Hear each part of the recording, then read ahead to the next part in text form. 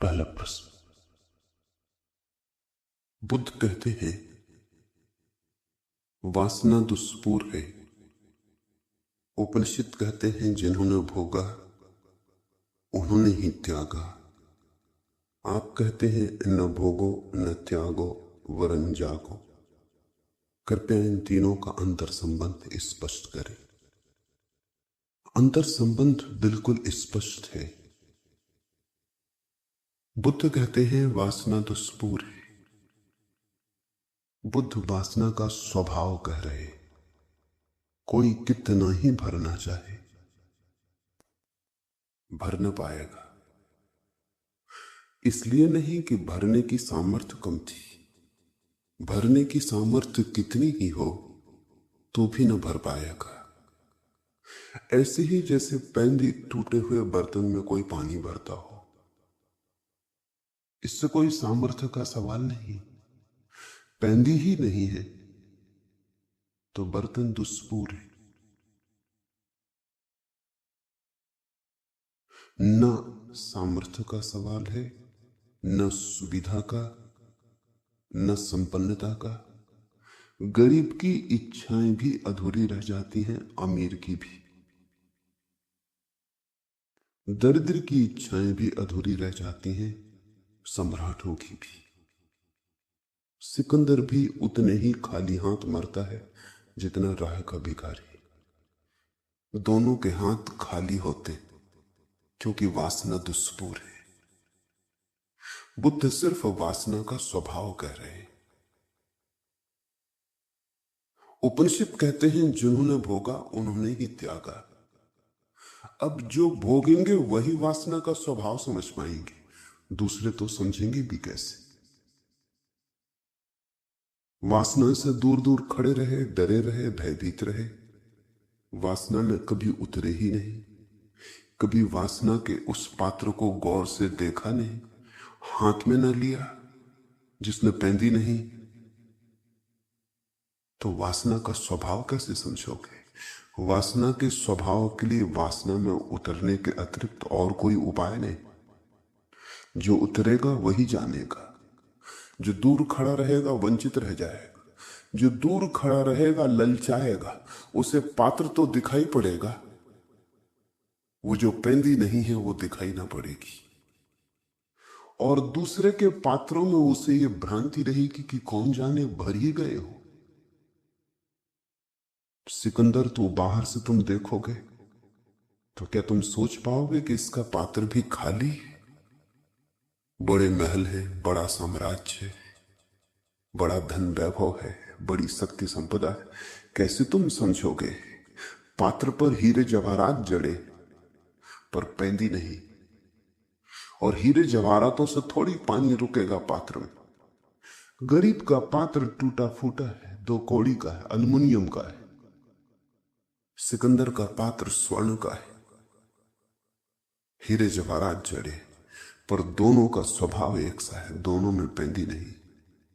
दूर से तो पात्र दिखाई पड़ेगा, पास से ही देखना पड़ेगा, निरीक्षण भर आंख करना पड़ेगा, उतरना पड़ेगा, जीना पड़ेगा। इसलिए उपनिषद कहते हैं तेन त्यक्तेन भुंजीता। जिन्होंने भोगा उन्होंने ही त्यागा। बुद्ध कहते हैं वासना का स्वभाव, उपनिषद कहते हैं वासना को भोगने का परिणाम। जिन्होंने भोगा उन्होंने ही त्यागा। मैं कहता हूं न भोगो न त्यागो वरन जागो, क्योंकि भोगा तो बहुत ने, लेकिन उपनिषद का कोई इक्का दुक्का ऋषि जान पाया तेन त्यक्तेन भुंजीता। भोगा बहुत ने लेकिन सोए सोए भोगा। सोए सोए भोगोगे तो भी नहीं जान पाओगे। आंख बंद हो तो पात्र को भरते रहोगे, पैंदी का पता ही ना चलेगा। मुल्ला नसरुद्दीन के जीवन में बड़ी प्राचीन घटना। एक युवक उसके पास आया और उस युवक ने कहा बड़े दूर से आया हूं, सुन के खबर, सुगंध की चर्चा सुन के आया हूं। बहुत गुरुओं के पास रहा, कुछ पा न सका। हताश होने के करीब था कि किसी ने तुम्हारी खबर दी और पक्का भरोसा लेके आया हूं कि अब हाथ खाली ना जाएंगे। मुल्ला नसरुद्दीन ने कहा, उस संबंध में पीछे बात कर लेंगे। श्रद्धा है, क्योंकि श्रद्धा हो तो ही तुम सत्य को संभाल सकोगे। मेरे पास सत्य है, पर तुम्हारे पास श्रद्धा है। उस खोजी ने कहा, परिपूर्ण श्रद्धा लेके आया हूं, जो कहेंगे स्वीकार करूंगा। नसरुद्दीन ने कहा, अभी तो मैं कुएं पर पानी भरने जाता हूं, मेरे पीछे आओ, और एक ही बात की श्रद्धा रखना कि मैं जो भी करूं शांति से निरीक्षण करना, प्रश्न मत उठाना, इतना होश रखना। उस युवा ने कहा, ये भी कोई परीक्षा हो? गया पीछे पीछे, ये कौन सी कठिनाई थी इसमें? नसरुद्दीन ने एक पात्र रखा घाट पर कुएं के। युवक थोड़ा हैरान हुआ क्योंकि उसमें पेंदी न थी।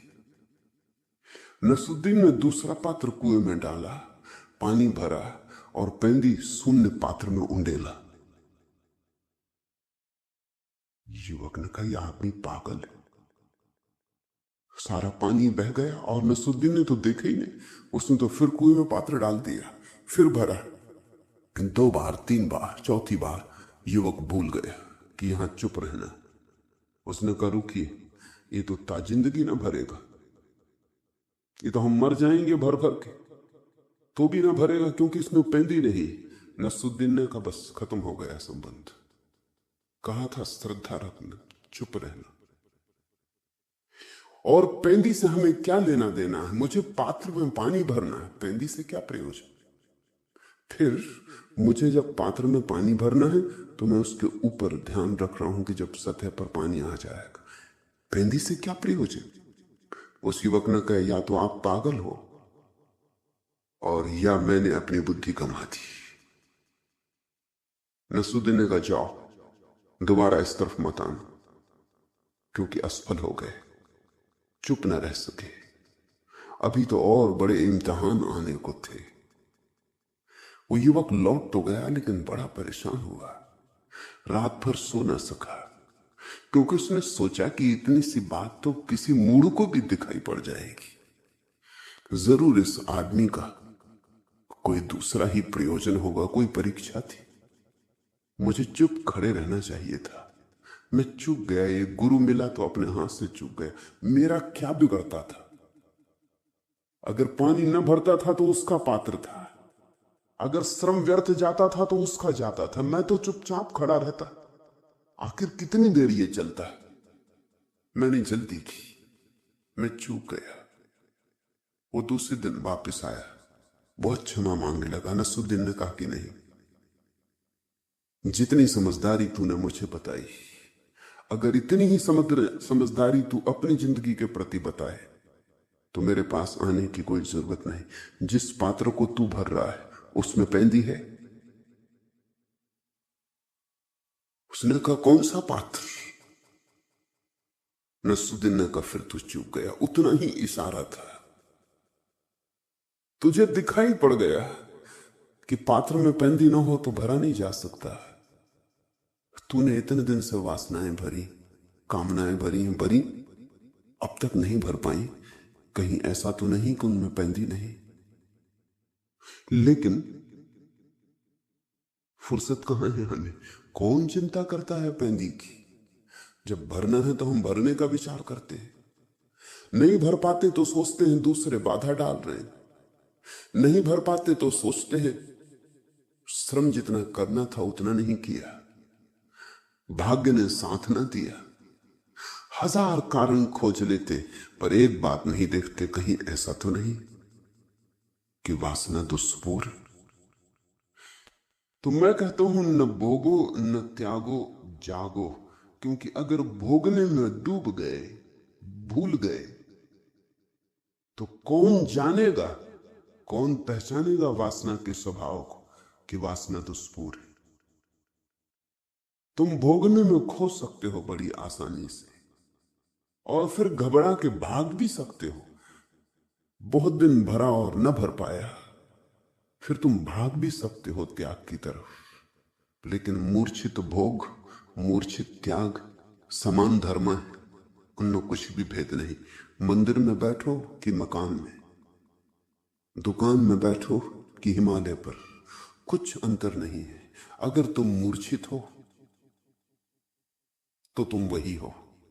अंतर तो केवल एक है, क्रांति तो केवल एक है, मूर्छा से जागरण की। इसलिए बुद्ध कहते हैं वासना का स्वभाव, उपनिषद कहते हैं वासना का अनुभव, और मैं तुम्हें दे रहा हूं सूत्र वासना को अनुभव करने का। ये तीनों जुड़े हैं। इनमें से तुम एक भी चूके तो भूल हो जाएगी। अगर तुमने इन तीन में से एक भी सूत्र को विस्मरण किया तो भटक जाओगे।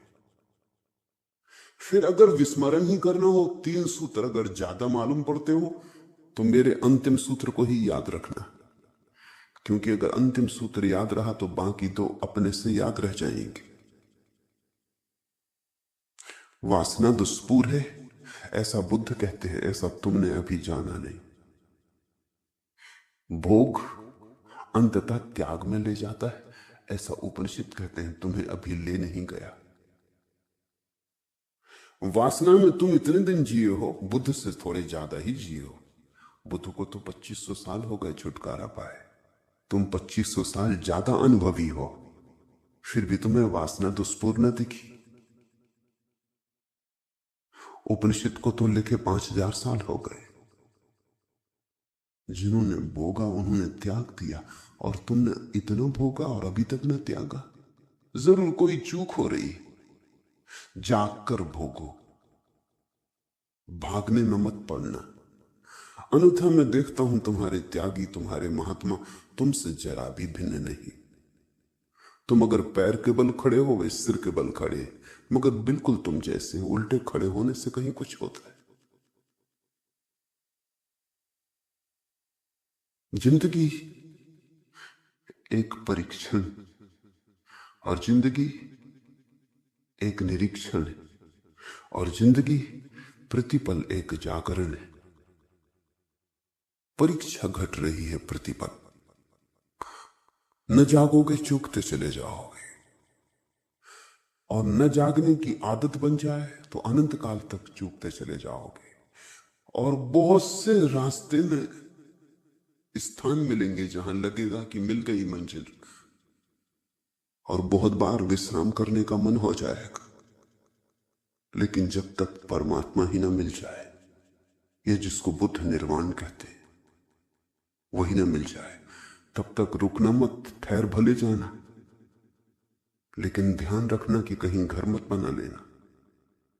ताब मंजिल, रास्ते में मंजिलें थी सैकड़ों, हर कदम पर एक मंजिल थी, मगर मंजिल न थी। ताब मंजिल, उस सत्य की यात्रा के मार्ग पर ताब मंजिल, रास्ते में मंजिलें थी सैकड़ों। उस असली मंजिल के मार्ग पर बहुत सी मंजिलें मिलेंगी रास्ते में, कभी धन की, कभी पद की, कभी प्रतिष्ठा की, यश की। अहंकार बहुत से खेल रचेगा।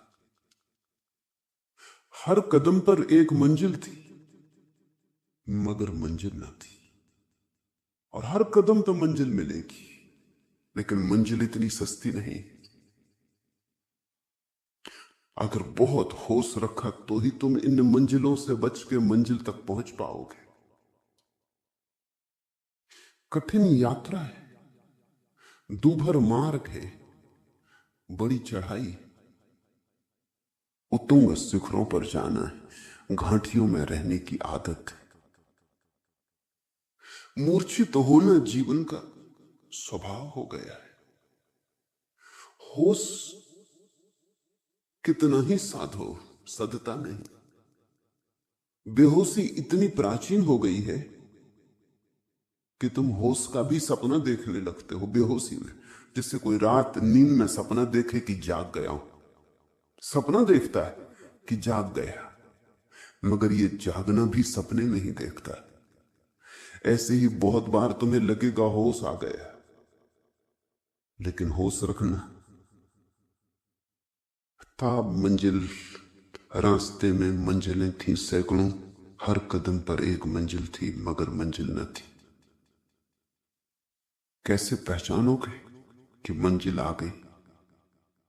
कैसे पहचानोगे कि ये मंजिल मंजिल नहीं है?